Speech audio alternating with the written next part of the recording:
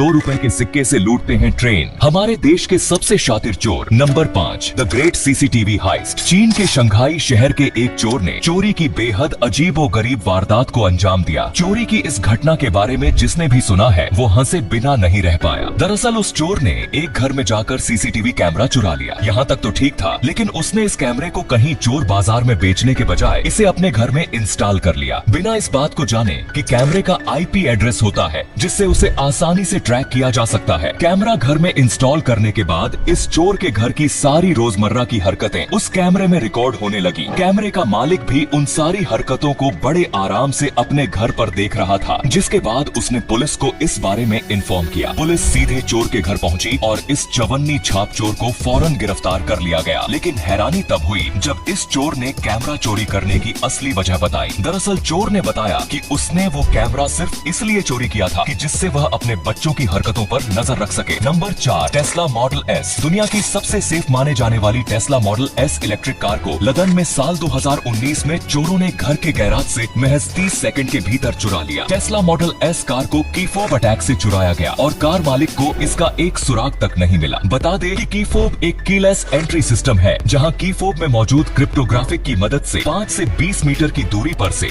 गाड़ी को एक इंक्रिप्टेड कोड भेजता है, जिससे गाड़ी अपने आप लॉक या अनलॉक हो जाती है। इस कीफोब के बगैर गाड़ी को भूल से भी अनलॉक नहीं कर सकते हैं। लेकिन इस कीफोब से छेड़छानी करके इन दो शातिर चोरों ने कीफोब अटैक सिस्टम का इस्तेमाल किया, जिसमें दोनों में से एक सिस्टम के एक पार्ट को लेकर कार के पास खड़ा हो गया और दूसरा शातिर चोर घर के पास, जिससे घर के पास खड़े होकर वह अंदर रखे कीफोब से सिग्नल को कॉपी कर सके और इसी तरह गाड़ी को सेकंड में अनलॉक कर सके। और इस तरह दोनों शातिर चोरों ने बंद गाड़ी के दरवाजों को खोल दिया और गाड़ी लेकर रफू चक्कर हो गए। लेकिन आपको जानकर हैरानी होगी कि इस तरह से चोरी को अंजाम देना काफी आसान है, क्योंकि जिस डिवाइस से इन लोगों ने गाड़ी को अनलॉक किया था वह ऑनलाइन काफी सस्ते दामों में मिल जाती है। Number 3, theft at SDM's house.